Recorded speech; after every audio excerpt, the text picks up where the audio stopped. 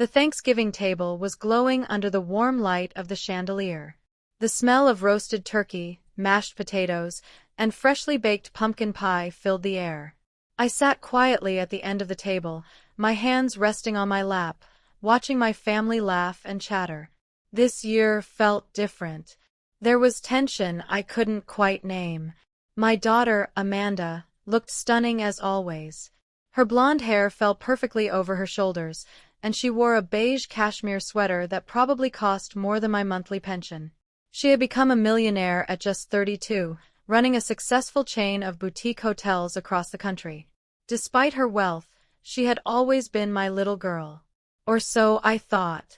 Halfway through dinner, Amanda lifted her wine glass, gave me a sweet smile, and said, loud enough for everyone to hear, "Mom, did you like the apartment I gave you last week?" The room went silent. Forks froze mid-air. Everyone turned to me.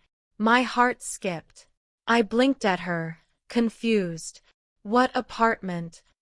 I asked, my voice shaking slightly. Amanda's husband, Tyler, who was sitting beside her, stiffened. His face went pale. He dropped his fork, the clinking sound echoing in the silence.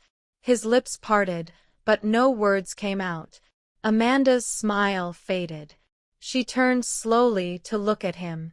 "Tyler, what does she mean, what apartment?" I looked around the table, my hands trembling. My grandson fidgeted nervously with his napkin.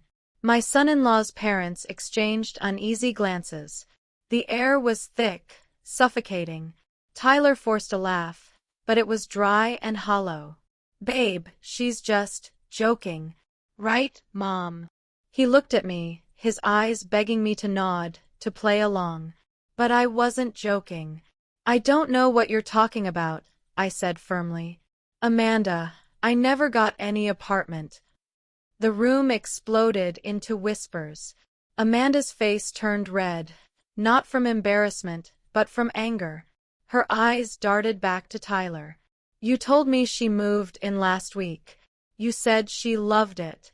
You even sent me pictures." Tyler stammered. Amanda, there's a misunderstanding."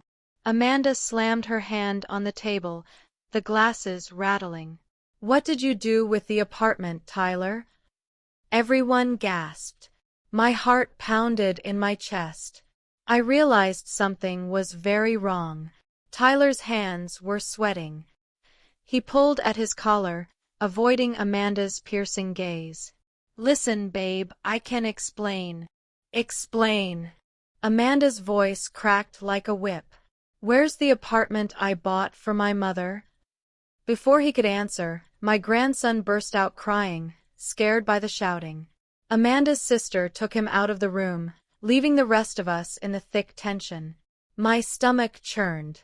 I had no idea what was going on, but I knew Tyler was hiding something big.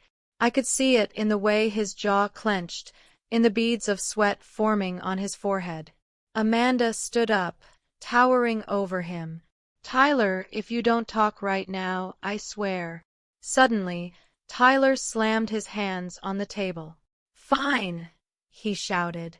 "You want to know? I sold it. I sold the apartment." The room fell dead silent. Amanda's face went white as snow. "You what?" she whispered, her voice trembling. "I sold it," Tyler said through gritted teeth. "We needed the money. I had debts, okay? Big debts. I thought I could fix it before you found out." I sat there, frozen, unable to move or breathe. My daughter's lips trembled. Tears welled in her eyes, but she quickly wiped them away. "You stole from my mother," she said, her voice cold as ice.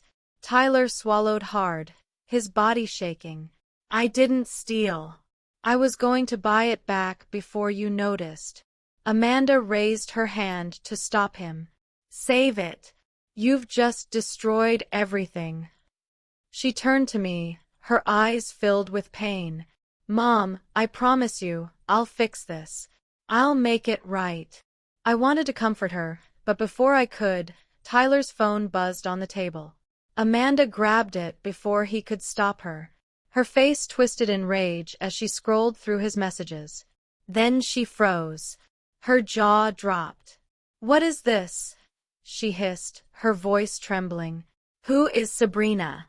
And why is she asking if you're moving in with her using the money from the apartment?" Gasps filled the room. My heart stopped.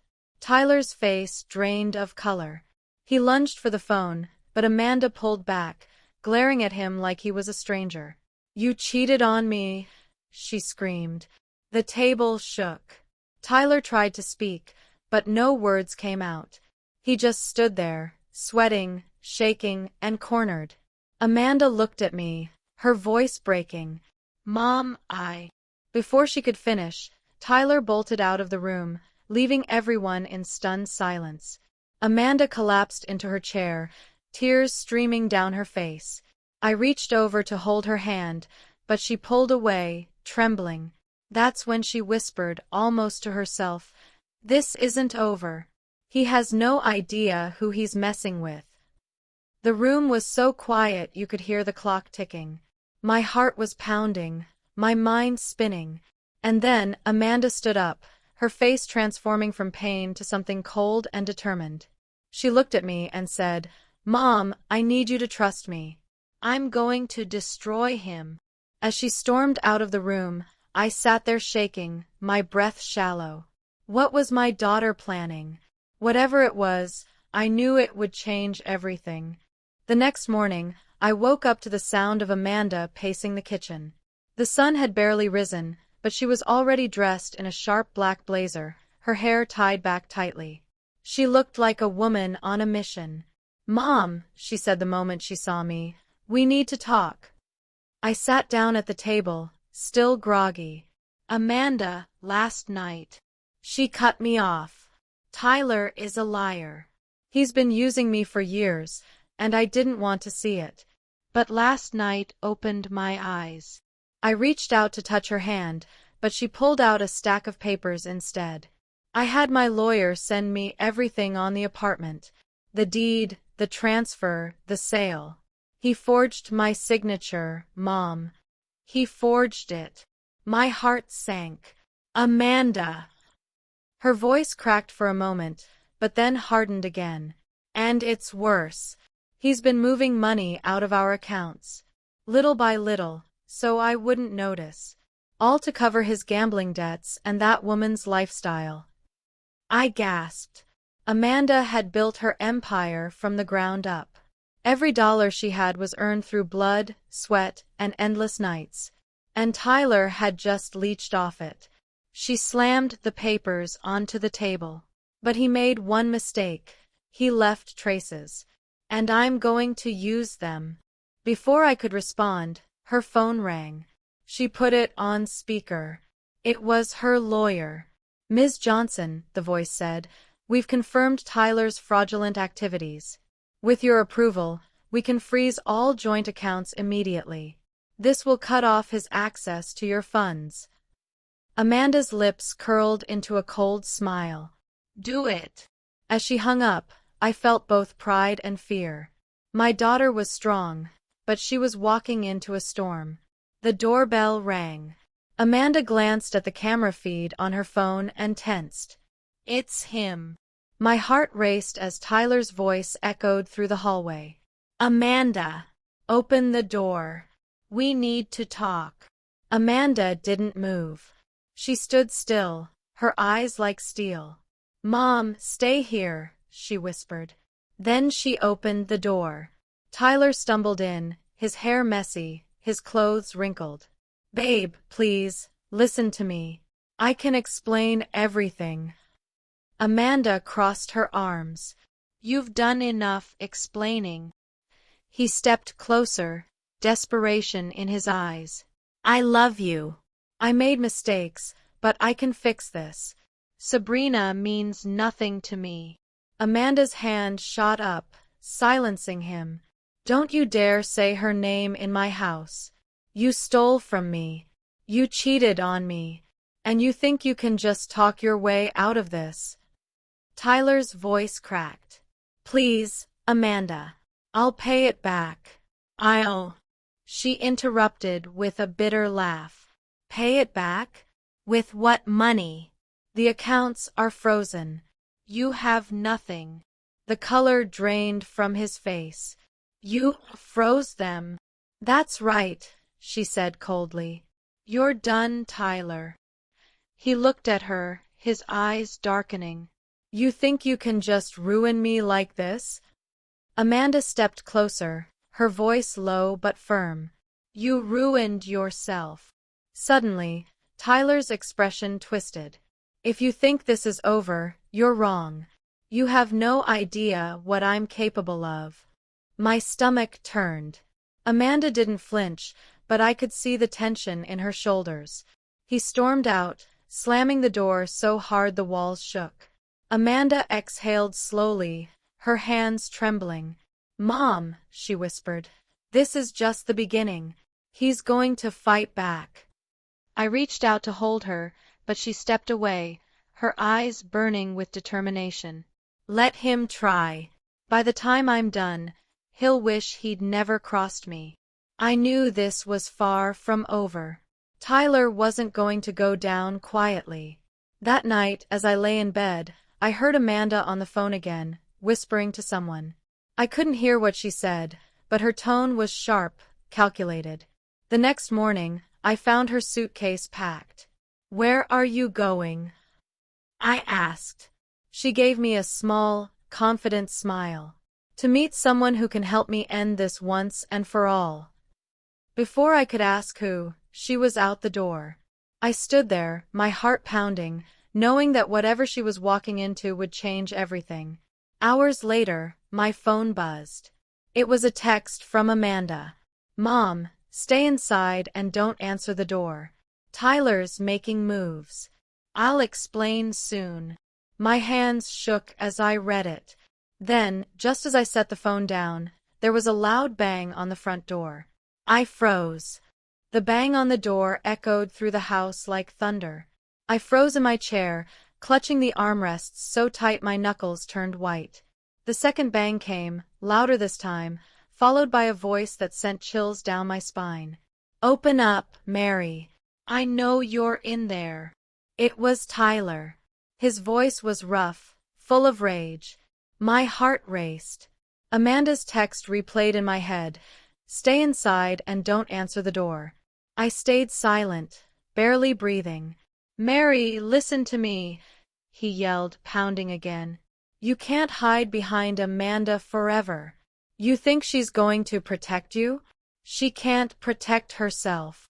I swallowed hard, trying not to make a sound. Through the peephole, I saw him pacing on the porch, his eyes wild. He looked nothing like the charming man Amanda had married. He leaned close to the door. Tell Amanda I'm not done. She thinks she can freeze my accounts and take everything from me? She's wrong. I'll take back what's mine. You'll see. A car drove by, and Tyler quickly stepped away from the door, glancing around nervously. Then he pulled something from his pocket, a phone. He spoke into it in a low, hurried tone. I couldn't hear what he was saying, but I saw his face harden. After a few seconds, he pocketed the phone and left, speeding off in his car. My knees felt weak. I locked every door and window, my heart thudding. Minutes later, Amanda called. Mom? Are you okay? I exhaled shakily. He was here, Amanda. He was threatening us.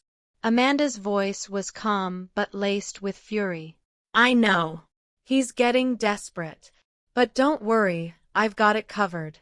I'm with my lawyer right now. We're about to pull the trigger on something big. I wanted to ask what she meant, but she hung up quickly, leaving me trembling in the empty house. Hours dragged on like days.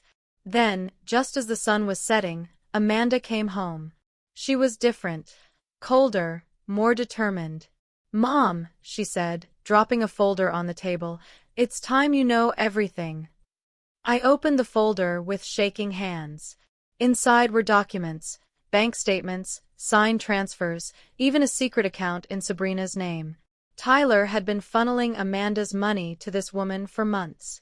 "That's not all," Amanda said, pulling out one last paper. "He put our lake house in her name. He's been planning to leave me for her." I gasped. "Amanda, this is illegal," she cut in. "And I'm going to make sure he pays for every crime." Just then, her phone buzzed. She glanced at the screen, and her face darkened. "It's Tyler," she said. She answered on speaker. His voice came through, cold and venomous. "Amanda, you think you're clever? You froze my accounts, but I still have connections. You have no idea what's coming." Amanda smirked. "Oh, I know exactly what's coming, Tyler. You're about to lose everything." There was a pause, then Tyler laughed, a low, sinister laugh. "We'll see about that. Enjoy your little victory while you can." He hung up. Amanda slipped her phone back into her pocket and looked at me. "Mom, he's cornered. And a cornered man is dangerous." That night, I couldn't sleep.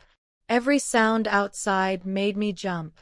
At midnight, I heard footsteps on the porch. I grabbed my phone, ready to call 911, but the sound stopped. When I finally gathered the courage to look outside, there was a note taped to the door. My hands shook as I pulled it down. In messy handwriting, it read, "Stay out of this, Mary, or you'll regret it." My breath caught in my throat. I rushed to Amanda's room, but it was empty. Her suitcase was gone. A text came through on my phone just then. "Mom, I'm at the lake house. I need to confront him before he disappears. Don't come. It's too dangerous." Tears filled my eyes. I tried to call her, but she didn't answer. As I stood there shaking, the house phone rang, an old landline we rarely used. I hesitated, then picked it up. A deep voice whispered, "If you want to see your daughter again, tell her to back off." The line went dead. My knees buckled. Amanda was walking straight into a trap. The night felt endless. I sat on the couch clutching my phone, my hands trembling, my mind racing with fear. Amanda was at the lake house alone, facing a man who had just threatened her life. Every minute that passed felt like an hour. Finally, I couldn't take it anymore. I grabbed my coat and keys. If Amanda was in danger, I wasn't going to just sit and wait. The drive to the lake house was an hour through dark, winding roads, but my determination pushed me forward. Halfway there, rain started to pour, the windshield wipers struggling to keep up. My heart pounded louder with every mile. When I reached the lake house, the scene was chilling. The driveway was empty except for Amanda's car. The house was dark, no lights on. My stomach sank. I crept toward the door, calling out softly, "Amanda!" No answer. The front door was slightly ajar. My hands shook as I pushed it open. The inside was eerily quiet. Furniture was overturned, papers scattered across the floor. A broken lamp lay near the couch, as if there had been a struggle. My heart raced. "Amanda!" I shouted, my voice cracking. From the back room, I heard muffled voices. I crept closer, my breath shallow. Through the cracked door, I saw Amanda tied to a chair, her face bruised but her eyes burning with defiance. Standing over her was Tyler. His face was twisted with anger. "You thought you could ruin me, Amanda? You thought you could freeze my accounts and walk away?" Amanda spat at his feet. "You're finished, Tyler. The police have everything. They're probably on their way right now." Tyler laughed coldly. "You think I'm scared of the police? I've got friends who'll make sure this never reaches them." I pressed my hand to my mouth to keep from gasping. My daughter was in danger, and I was unarmed, powerless. Then Amanda said something that made Tyler's face go pale. "You're already done. I sent everything to the press before I came here. Your debts, your fraud, Sabrina. Your whole life is about to blow up. Tyler's eyes widened. You're lying. Amanda smirked despite her bruises. Check your phone. He pulled out his phone, and his hands started to shake as he scrolled. I could see the glow of headlines on the screen. Whatever Amanda had done, it was already out. In a rage, Tyler grabbed her by the collar. You ruined me, he screamed. That was it. I couldn't hide any longer. Let her go, I yelled, bursting into the room. Tyler spun around, his eyes wild. Mary, what the hell are you doing here? My voice shook, but I stood my ground. Let my daughter go, Tyler, or so help me. He laughed bitterly. Or what? You'll call the cops? Go ahead, old lady. They'll never get here in time. Just then, the sound of sirens filled the air. Red and blue lights flashed through the windows. Tyler froze. Amanda smiled through her pain. I told you, she said. You're finished. The front door burst open, and police officers stormed in, weapons drawn. Tyler dropped the phone and raised his hands, shouting, Wait! This isn't what it looks like. But it was too late. They tackled him to the ground, handcuffing him as he screamed in protest. Amanda sagged against the ropes as an officer rushed to untie her. I ran to her side, tears streaming down my face. Mom, she whispered, you shouldn't have come, but I'm glad you did. I hugged her tightly, my heart pounding with relief. As Tyler was dragged out, he glared at Amanda with pure hatred. This isn't over. You'll regret this. Amanda looked him dead in the eyes. No, Tyler. You will. The officers shoved him into the police car, and the flashing lights disappeared into the rainy night. Back inside, Amanda collapsed into a chair, trembling. I wrapped a blanket around her and held her hand. But before we could catch our breath, Amanda's phone buzzed again. She looked at the screen, her face tightening. It's Sabrina, she said, her voice cold. She put the phone on speaker. A woman's voice hissed, You think you've won, Amanda? You have no idea what's coming next. The line went dead. Amanda and I stared at each other in silence.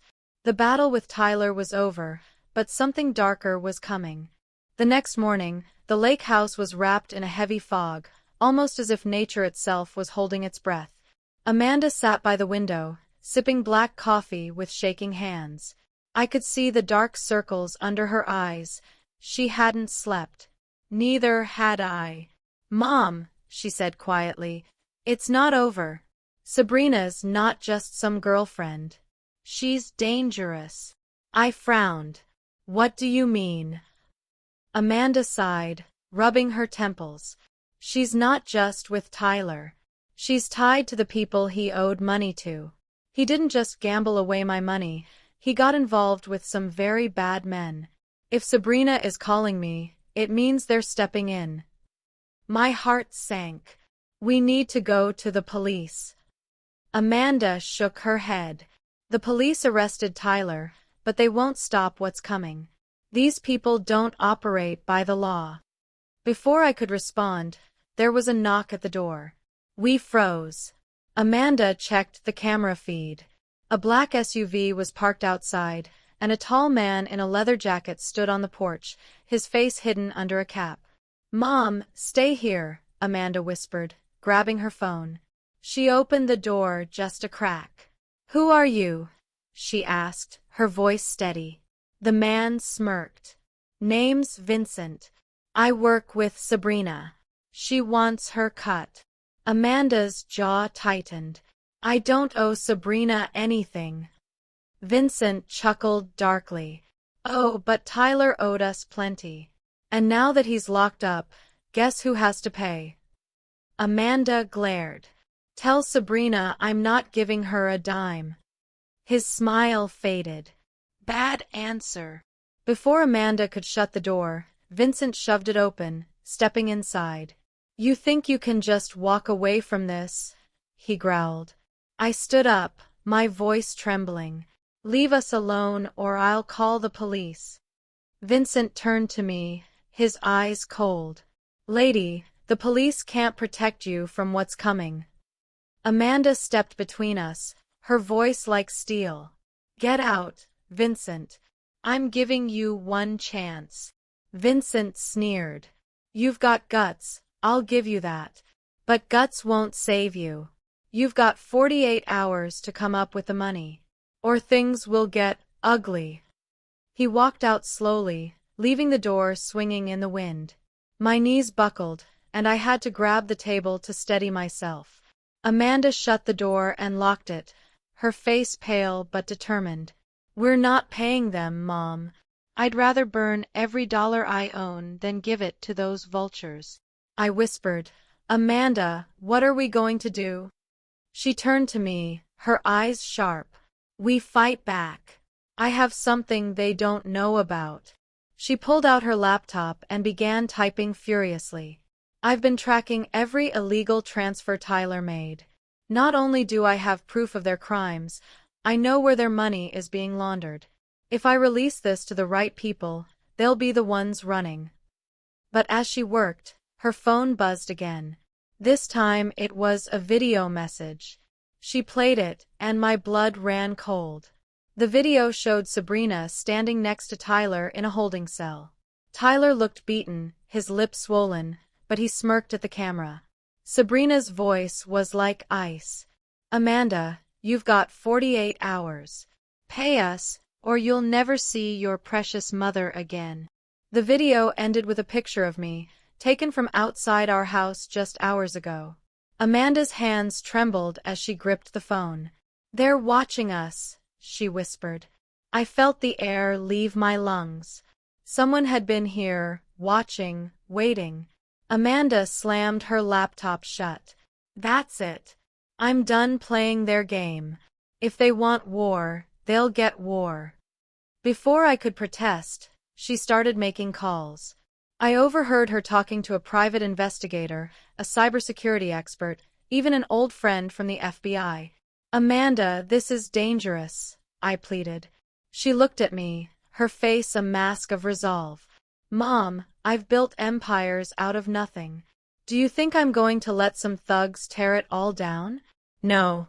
I'm going to destroy them. That night, Amanda barely spoke as she worked on her laptop, gathering evidence, setting traps. I sat nearby, watching her fingers fly over the keys. At around midnight, the house went completely dark. The lights, the Wi-Fi, everything shut off. Amanda, I whispered. She stood up slowly, her voice cold. They're here. A shadow moved outside the window. Then another. Suddenly, the front door burst open, and men in masks stormed in. One grabbed me, the other went for Amanda. She fought back, kicking and screaming, but they were too strong.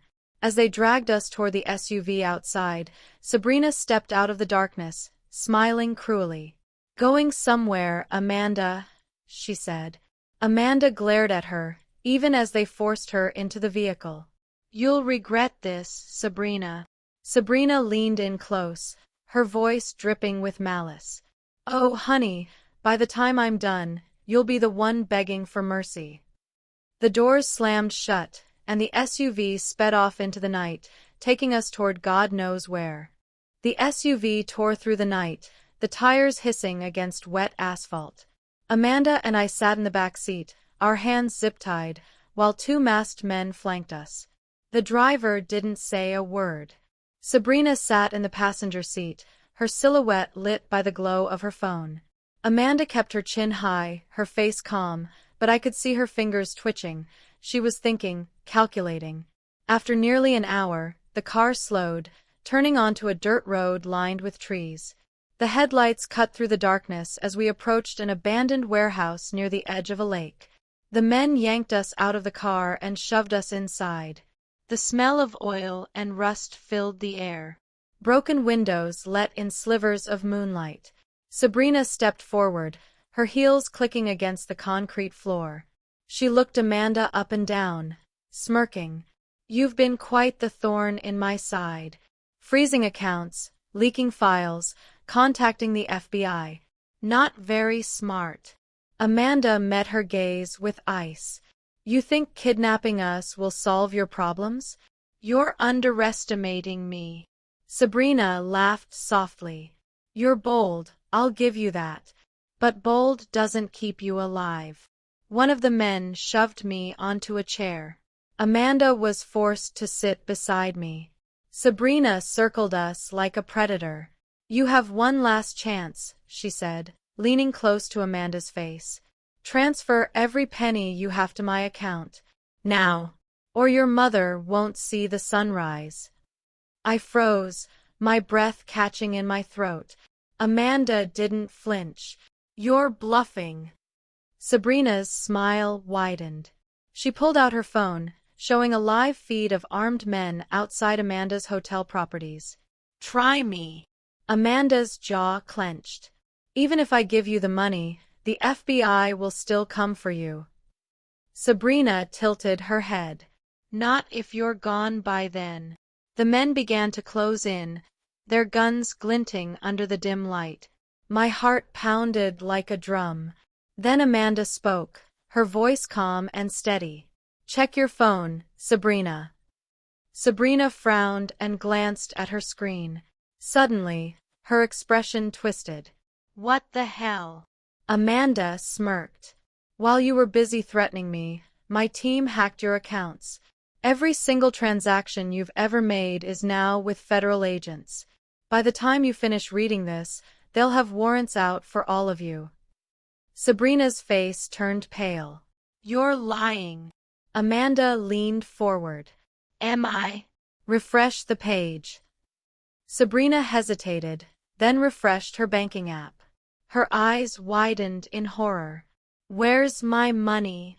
Amanda's voice was cold as steel. Gone. Frozen. Just like Tyler's. The men looked at each other nervously. One of them whispered, Boss, she's not bluffing. I'm seeing alerts on my phone. Our accounts are locked.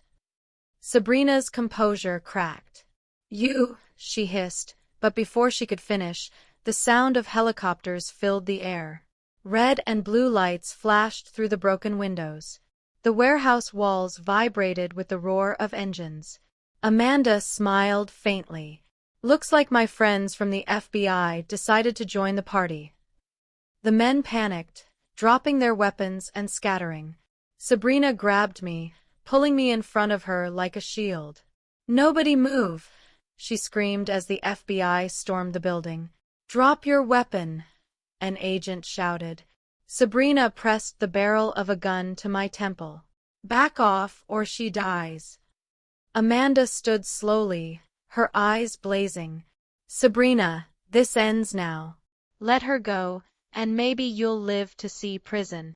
Sabrina's hand shook slightly. You think you've won, Amanda? Amanda took a step closer, fearless. I don't think. I know. Suddenly, one of the FBI snipers fired a shot that shattered the gun out of Sabrina's hand. She screamed, falling to the floor as agents swarmed her. Within seconds, Sabrina was cuffed and dragged away, kicking and screaming. The masked men were taken down as well. I collapsed into Amanda's arms, sobbing. I thought I lost you. Amanda held me tightly. You'll never lose me, Mom. Not ever. As the agents escorted us out, the sunrise was breaking over the lake, painting the sky in hues of gold. An FBI agent approached Amanda. Ma'am, your evidence was crucial. These people are going away for a long time. Amanda nodded. Thank you. But as we reached the SUV that would take us home, Amanda's phone buzzed with an unknown number. She answered cautiously. A deep voice said, You took down Sabrina. Impressive. But this is bigger than her. Much bigger. Watch your back. The line went dead. Amanda's face hardened. She looked at me and whispered, It's not over. Not yet. I shivered as we drove away, knowing our nightmare had only shifted into something darker.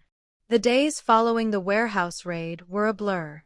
FBI agents came in and out of Amanda's properties, collecting evidence, questioning witnesses, and dismantling what they called a multi-state criminal network. Tyler and Sabrina were officially charged, and the news channels were buzzing with headlines about the millionaire hotel heiress who took down a crime ring. But peace never came. Even with the arrests, Amanda was restless. She barely slept, constantly on the phone with her lawyers and security team. Every time a car slowed in front of the house, her hand twitched toward her phone. She was expecting something, and so was I. One evening, as we were finishing dinner, Amanda's assistant rushed in, her face pale. "Amanda, you need to see this." She handed Amanda a tablet showing a live security feed from one of her hotels.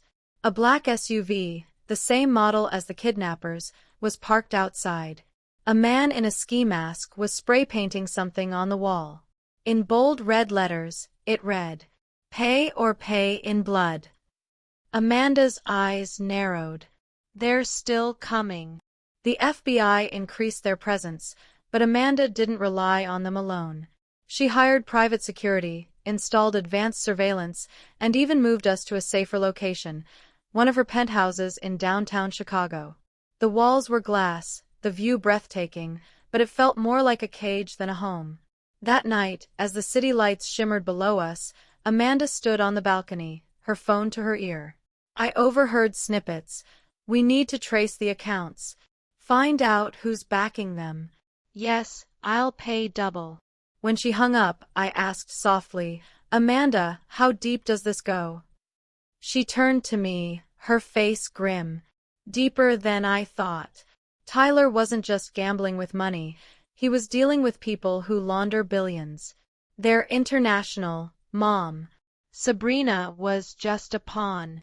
My stomach turned. "So who's behind this?" Amanda looked out over the city, her jaw tightening. "Someone who calls himself the broker. No one's ever seen his face, but he controls everything." Before I could respond, a drone buzzed past the balcony. Amanda yanked me back inside just as it exploded in a burst of sparks against the railing. The security alarms blared. Guards rushed in, guns drawn, scanning the skies. Amanda grabbed me by the shoulders. "Mom, go to the safe room. Now." I was trembling. "Amanda." She cut me off. "Do it." I ran to the hidden panic room while Amanda stayed in the living room, typing furiously on her laptop. Through the surveillance feeds, I saw figures on nearby rooftops, shadows moving against the glow of the city. Minutes later, the power went out.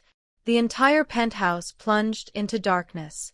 From the safe room, I heard Amanda's voice over the intercom, calm but urgent. "Mom, stay there. No matter what you hear, don't come out." Gunshots echoed through the building. Shouts. Breaking glass. My heart pounded so hard it hurt. Through a small monitor, I saw masked men storm the penthouse. Amanda moved like a ghost, disappearing into shadows, using secret panels and traps she had installed. One by one, the men fell into her security traps, electrified floors, gas canisters, silent alarms. But there were too many. A masked leader broke through the chaos, grabbing Amanda by the arm and slamming her against the wall.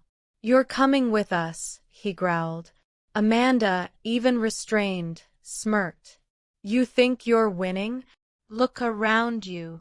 The man turned just as SWAT agents rappelled down from helicopters outside the glass windows.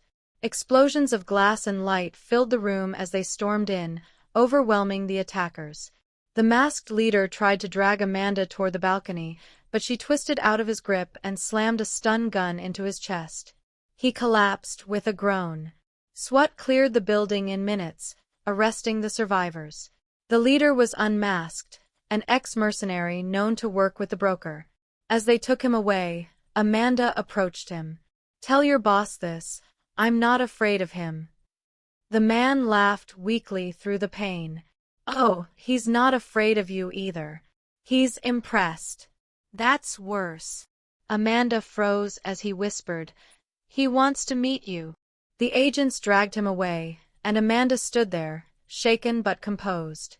Later, as we sat in the safety of the panic room, I asked, "What does that mean? Why would he want to meet you?" Amanda stared into the distance. "Because he doesn't just want money, Mom. He wants power. And right now, he thinks I'm worth more alive than dead." I felt a chill run down my spine. "Amanda, you can't." She looked at me, her voice steady. "I have to. If I don't face him, he'll keep coming. And next time, he won't miss." That night, she received a single message on her phone. No threats, no demands, just an address and a time. Amanda looked at me with a mix of fear and determination. "Tomorrow, I meet the broker." The room was silent except for the ticking of the clock. I wanted to stop her, to beg her not to go. But deep down, I knew there was no stopping Amanda when she'd made up her mind. The next morning, she dressed in all black, her hair pulled back, her expression unreadable. She hugged me tightly before stepping into the waiting car. As she disappeared down the road, my phone buzzed. It was an unknown number. I hesitated before answering. A distorted voice whispered, "If she walks through that door, only one of them will walk out." The line went dead. My blood ran cold. The ride to the secret meeting point felt endless. Amanda sat in the back of a black SUV, flanked by two federal agents disguised as drivers. She stared out the tinted window, her mind razor-sharp, rehearsing every possible outcome. The GPS led them far outside the city, into a stretch of abandoned industrial buildings. At the end of the road stood an old airplane hangar surrounded by blacked-out vehicles. The place looked deserted, but Amanda could feel eyes watching from every angle. One of the agents turned to her. "We've got backup hidden nearby, but we can't follow you inside." He made that clear. Amanda nodded calmly. "Stay on the comms. If you don't hear from me in 30 minutes, assume the worst." As she stepped out, the heavy doors of the hangar creaked open. Inside, the vast space was dimly lit, the sound of dripping water echoing. In the center sat a single table with two chairs. Amanda walked forward, her heels clicking against the concrete. Then, a man emerged from the shadows. Tall, dressed in an immaculate black suit, his face partially hidden by a mask that only revealed sharp, calculating eyes. "So," he said, his voice deep and smooth, "you are Amanda Johnson, the woman who burned my network to the ground." Amanda crossed her arms. "You must be the broker." He chuckled softly. "You've caused me quite a headache, Amanda. Sabrina, Tyler, Vincent, all pawns. You, however, you're not a pawn. You're a threat. And threats must be negotiated." Amanda's gaze didn't waver. "I'm not here to negotiate. I'm here to end this." The broker tilted his head. "End this? My dear, you don't end something you don't control. I hold power that stretches far beyond what you can imagine. You've cost me millions, but I admire your courage. So I offer you a choice. Join me or disappear." Amanda smirked. "You want me to work for you? After you kidnapped me, threatened my mother, and tried to kill me?" The broker's tone remained calm. "Because you are like me. You see opportunities where others see walls. Together, we could control markets, governments, lives." Amanda leaned forward. "Here's my counteroffer. Leave me and my family alone, walk away, and maybe I'll forget you exist." For the first time, his calm cracked into a grin. Bold, but naive. He snapped his fingers. From the shadows, men stepped out with weapons, surrounding Amanda. But Amanda didn't flinch. "You really should have checked the roof before inviting me here." Suddenly, laser sights appeared on the gunman, red dots from snipers hidden in the rafters. The broker's men froze. Amanda's voice was steady. Did you think I'd walk in here unprotected? My team has you surrounded. One wrong move, and you'll be the one disappearing. The broker slowly raised his hands, amused. Impressive. You came prepared. Amanda stepped closer, her voice like ice. This is over. You'll leave my family alone, or I'll leak every file I've collected on your operations to Interpol, the FBI, and every agency that hunts men like you. You'll have nowhere to hide. The broker studied her silently, then lowered his hands. You've earned my respect, Amanda. Fine. You and your mother are untouchable. For now. Amanda narrowed her eyes. For good. He chuckled. We'll see. With a gesture, his men stepped back. Until we meet again. Amanda turned and walked out of the hangar, her steps confident, though her heart raced. The moment she stepped outside, the agents rushed to her. Are you okay? One asked. Amanda exhaled sharply. It's done. For now.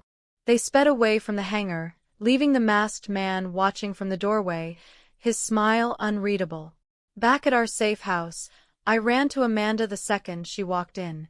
You're alive. I sobbed, holding her tight.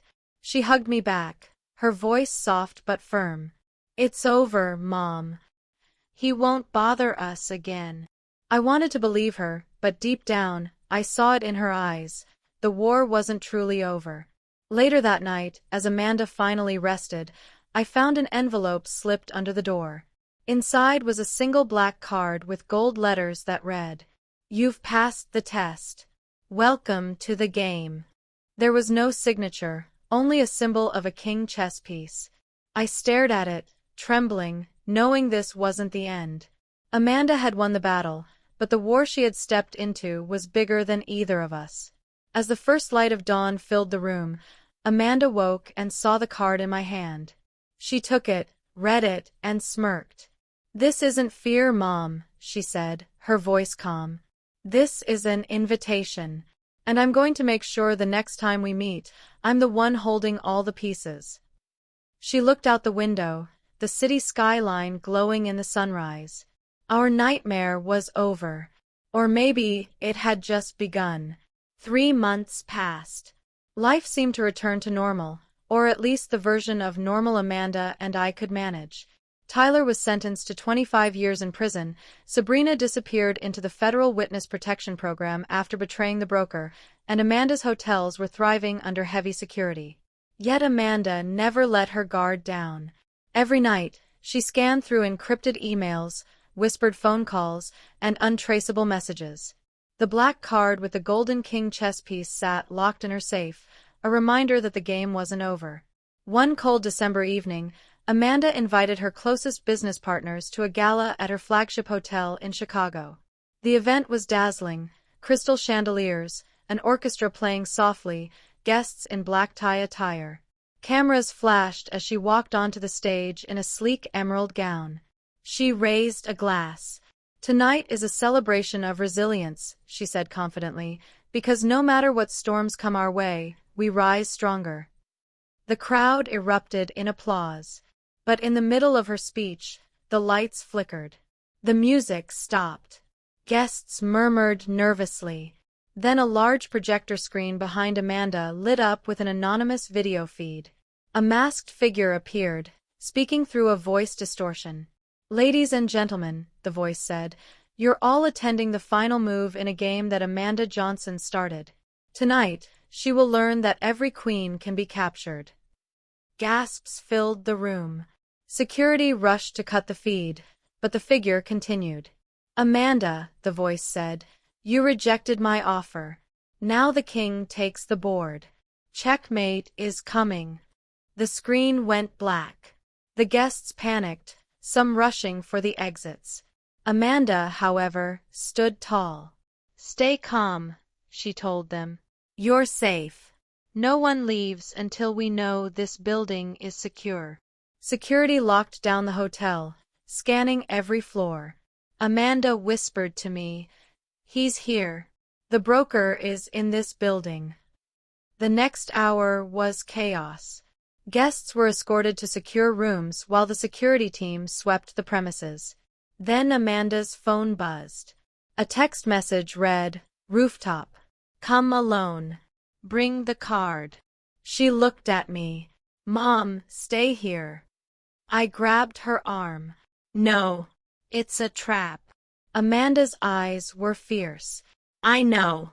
But I have to end this." She slipped the black card into her pocket and took the service elevator to the rooftop. The cold wind whipped her hair as she stepped out. There he was, the broker, leaning casually against the railing, his mask glinting in the moonlight. Around him, several armed men stood in silence. "Beautiful night for a checkmate," he said smoothly. Amanda's voice was steady. "You went after innocent people tonight. That was your mistake." The broker chuckled. "Mistake? No. This was the final move. Give me the card, and I'll let you walk away." Amanda pulled out the card, holding it between her fingers. "You want this so badly? Catch." She tossed it into the air. As it floated down, the broker reached for it, but Amanda had planned everything. The card contained a microchip, programmed to trigger a beacon. Within seconds, helicopters roared overhead, searchlights cutting through the night. Snipers lined the nearby rooftops. The broker looked up, his calm mask cracking. "You planned this?" Amanda smirked. "Every step." His men aimed their weapons, but were quickly neutralized by the arriving SWAT team. The rooftop became a battlefield of flashing lights and shouting commands. The broker stood still, unbothered, even as agents surrounded him. "Well played, Amanda. But this is not the end. The king always has another move." Amanda stepped closer. "Not tonight." The agents cuffed him, dragging him away as he laughed under his breath. "You're in the game now, Amanda, and there's no escaping it." Hours later, after the guests were safely evacuated and the authorities confirmed the broker's capture, Amanda stood on the rooftop, staring at the skyline. I joined her, wrapping a shawl around her shoulders. "It's over, isn't it?" I asked. She didn't answer right away. Finally, she whispered, "For him, maybe. But there will always be another king. And I'll be ready." As dawn broke over the city, Amanda walked back inside, her silhouette sharp against the rising sun. She had won again. But the game she had stepped into had no true end, only moves. Winter had settled over Chicago, covering the city in a blanket of snow. The gala incident was still making headlines, with the broker's arrest hailed as a huge victory for law enforcement. Amanda, however, wasn't celebrating. She spent hours in her office, poring over files, emails, and coded messages. Every lead she uncovered hinted at something far bigger than the broker, an entire network stretching across continents. His capture, it seemed, was only one layer of the chessboard. One evening, Amanda closed her laptop and stared at me from across the room. "Mom, they'll replace him. Someone new will take the throne." I shivered. "Can't we just leave it behind? Move somewhere safe and quiet?"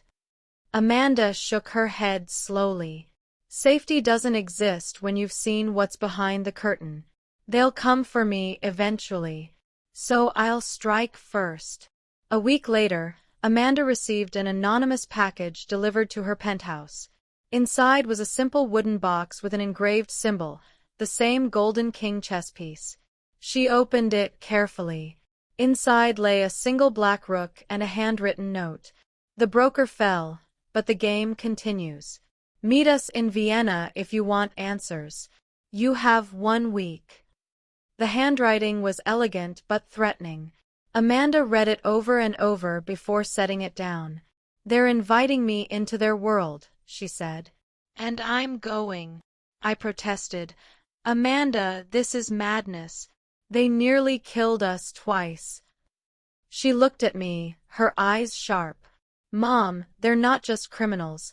They control everything from the shadows. If I walk away, they'll control me too. Days later, we boarded a private jet under FBI surveillance. The agents warned Amanda not to go, but she ignored them. In Vienna, a car waited at the airport, its driver silent as he took us through winding streets to an old opera house closed to the public. Inside, the building was dimly lit, the air thick with the smell of old wood and dust. At the center of the stage, under a single spotlight, stood a long table with several masked figures seated around it. Each mask was different: gold, silver, black, white, like pieces of a chess set.